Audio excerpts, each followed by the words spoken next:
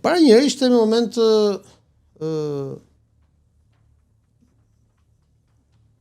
i dhimbshëm për familjen, për gjithë situatën, sepse ki parasysh që vdekja e babait është gjithmonë vdekja e babait, nuk është një gjë që shkon pa gjurmë.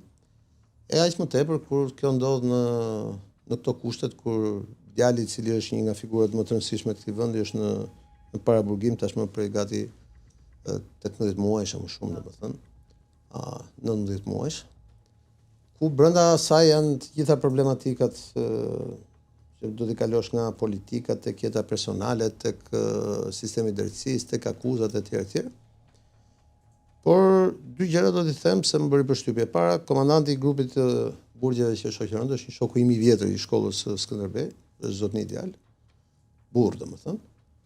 Edhe dashamirës jo ashtu, por për shembull atë traditën që kur përfundon varrimi të rreshtohen njerëzit dhe të përshëndeten me familje, nuk u respektohet dot sepse ata e morën dhe çuan ish presidentin direkt në furgonin e policisë burgje.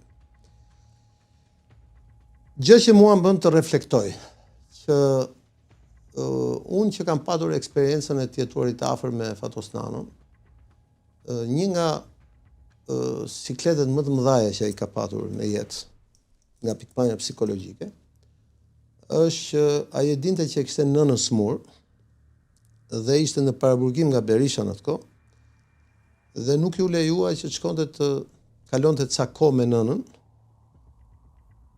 dhe shkoi vetëm në varrimin e nënës. Dje pash po të njëjtën panoramë me Ilir Metën, dhe unë mendoj që nuk është në dinjitetin e këtij shteti, pikërisht për shkak të maturisë që ka shteti, që në raste të tilla, sepse jemi njerëz, për shembull si kjo që babai është smur,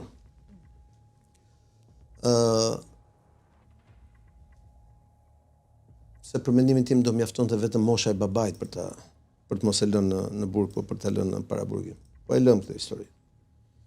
Po që ishte i smur dhe prandaj edhe ndroi jetë.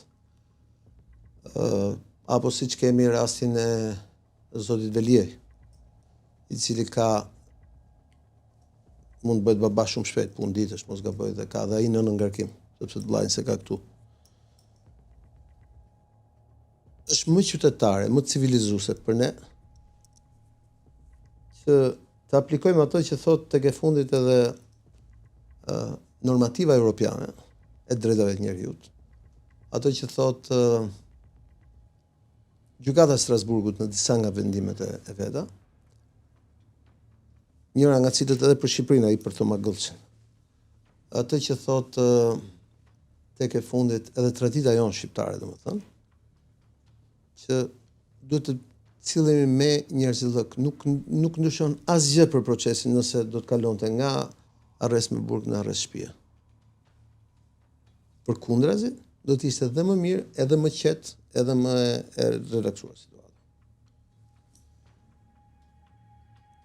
Në këtë kuptim unë mendoj që ndrimi i jetë i babait Ilir Metës, që ka qenë një nga komisarët tanë në shkollën Skënderbej edhe, do të ishte një pikë reflektimi edhe për momentin se ku ndodhet historia e luftës juridike me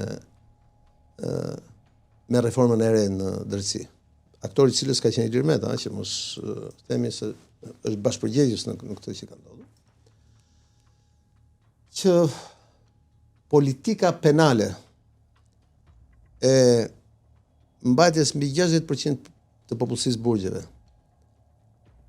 në paraburgim është e tepruar. Ai rasti i djeshëm ma vërtetoi. Pse? Sepse kishin ardhur shumë njerëz nga Tirana, po kishin ardhur njerëz thjesht, njerëz që s'kan lidhje me politikën, njerëz që s'kan përkundër dhe njerëz që të cilët përtej politikës, përtej se sot Ilir Meta është vetëm një i pandehur i burgosur, s'është më as president, as kryeminist etj. Nuk e se kishin interes për të shkuar. Një nga ata dhe unë. Po për të respektuar traditën shqiptare, që kur vdes dikush duhet të shkosh. Edhe kur është smur dikush. Se ne në këtë vend jetojmë. E dyta, gjë që pash dhe ta thash përpara është dallohet me sy. Ju e takuat personalisht?